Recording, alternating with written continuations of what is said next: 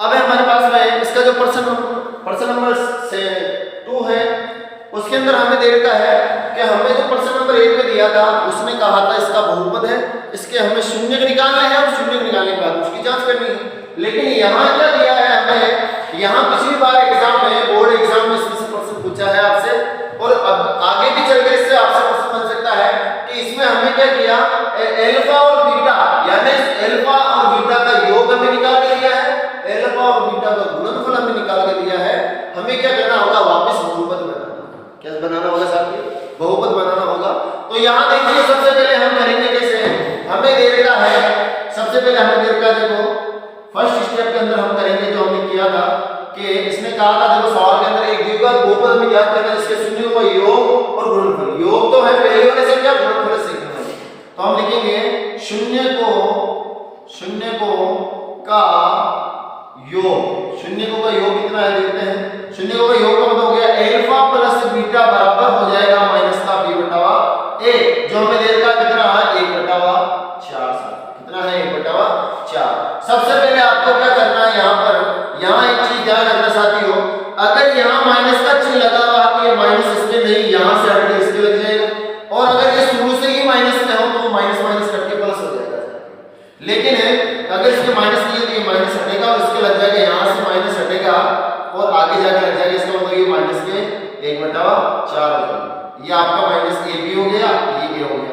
अगर और देखें ध्यान से तो देखो सेकंड के अंदर अपन देखें, सेकंड के अंदर देखें तो हमें शून्य को का गुणनफल क्या है, शून्य को का गुणनफल बराबर हमें क्या करना है, अल्फा इंटू बीटा बराबर करना है c/a, यानी जो हमें मिलता माइनस का है।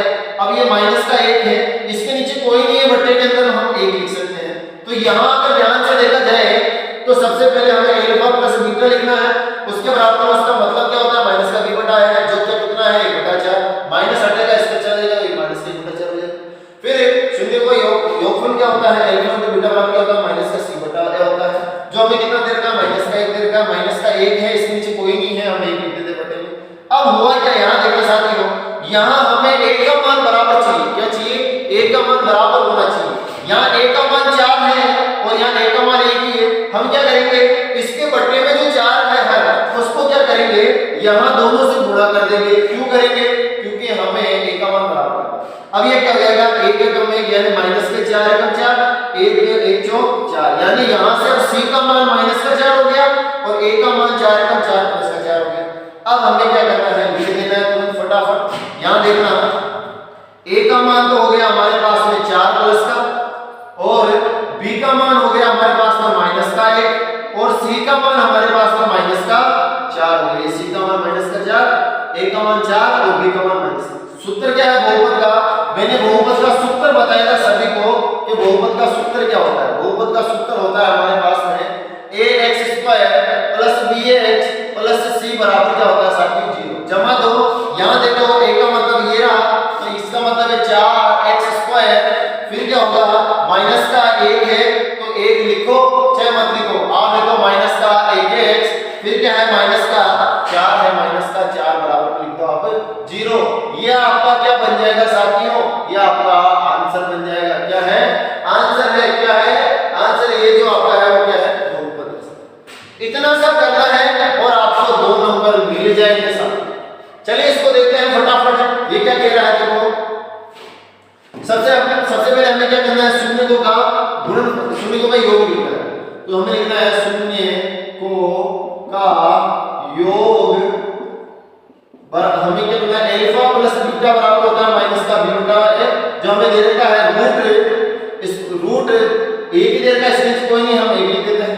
अब होगा क्या, यहाँ से सबसे पहले हम आगे वाला देखते हैं, सेकंड शून्य को का गुणनफल, शून्य को का गुणनफल मतलब हो जाएगा अल्फा इंटू बीटा बराबर हो जाएगा c/a, जो कितना है 1/3। यहाँ तो बटा दे रखा है, जब तक उसकी संख्या बटे में कोई नहीं हो, अगर दे दे तब तो वही लिखना है, नहीं दे तो 1 लिखना है। अब यहाँ देखा जाए तो ये माइनस यहाँ से हटेगा और इस √2 पे चला जाएगा, यहाँ से √2 के लग गया। लेकिन यहाँ a का मान कितना है 1 ही है, और यहाँ a का मान कितना है 3 है, ज्यादा कौन है 3 है,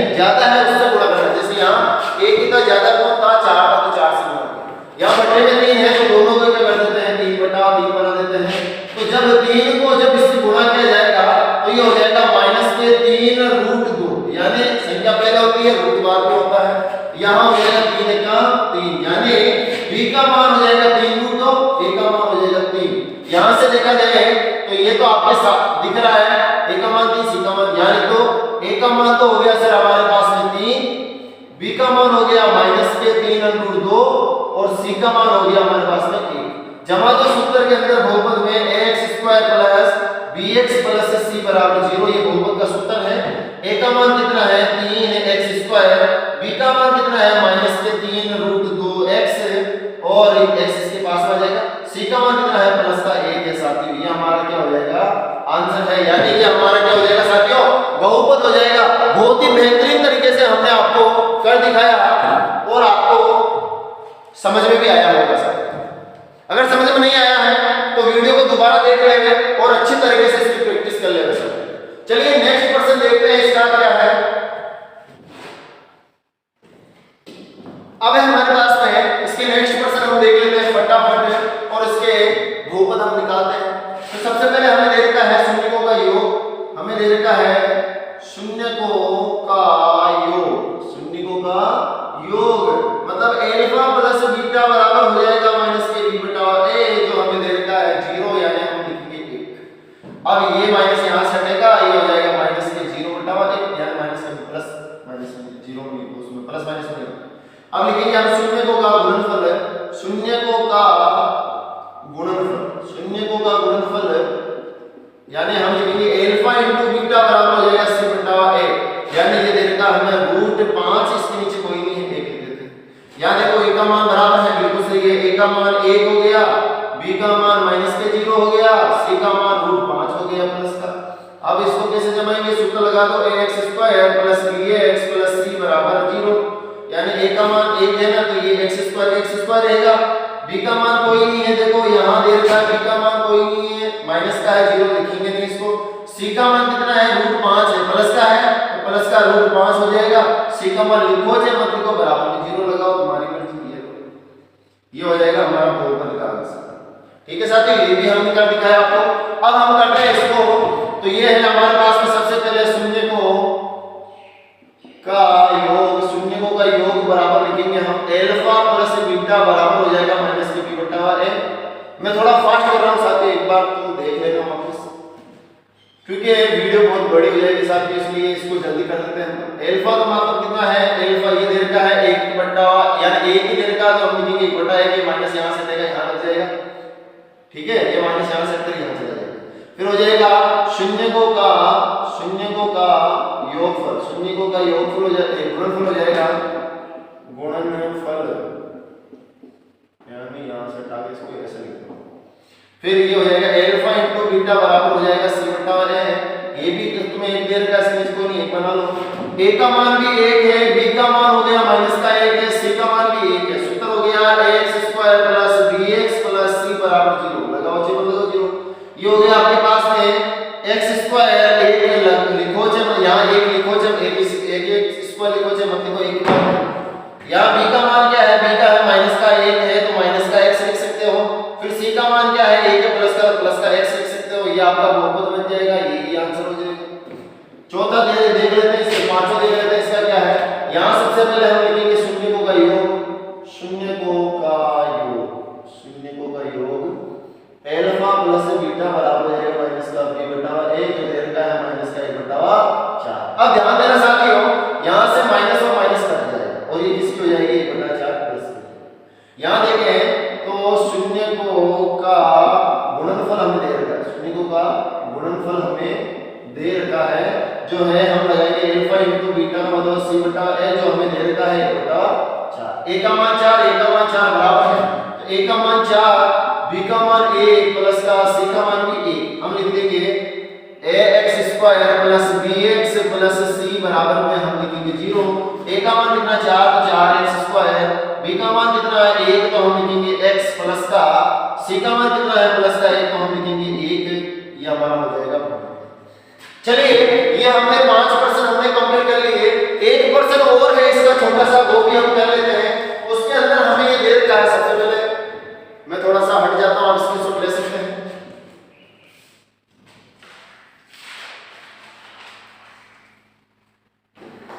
चलिए हम यहां कर देते हैं इसको, चौथे परसेंट जो हमें दे रखा है वो क्या है, इसका छठा परसेंट, सॉरी इसका जो छठा परसेंट है वो लास्ट क्या है, हमें यहाँ दे रखा है कि 4 और 1 दे रखा है सर। क्या है? 4 और 1 दे रखा है। तो हम क्या करेंगे?